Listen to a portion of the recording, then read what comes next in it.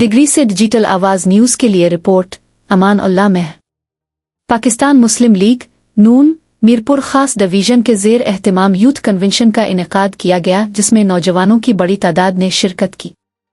इस मौके पर डिवीजनल जनरल सेक्रेटरी पाकिस्तान मुस्लिम लीग नून सिटी मीरपुर खास आसिफ मेराज राजपूत ने खिताब करते हुए कहा कि नौजवान पाकिस्तानी कौम का कीमती असासा है और तालीम के फ़रोग़ में नौजवान अहम किरदार अदा कर सकते हैं।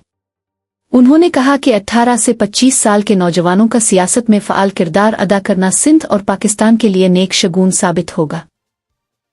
उन्होंने मज़ीद कहा कि यही नौजवान मियां नवाज शरीफ की क़ियादत में पाकिस्तान को खुददार, खुद मुख्तार और खुशहाल बनाने में अहम किरदार अदा करेंगे।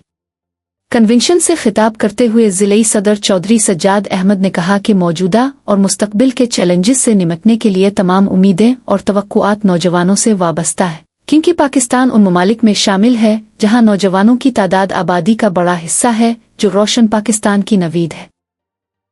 ज़िले जनरल सेक्रेटरी जाहिद कायम खानी ने अपने खिताब में कहा कि 18 से 25 साल के बाद नौजवान माजी में टारगेट कलंक जैसे वाक़यात में भी मुलव्वस पाए गए। ताहम मियां नवाज शरीफ के यूथ प्रोग्राम ने नौजवानों को मुस्बत समत फराहम की है, जिसके नतीजे में नौजवान अब पाकिस्तान की तरक्की में अपना किरदार अदा कर रहे हैं।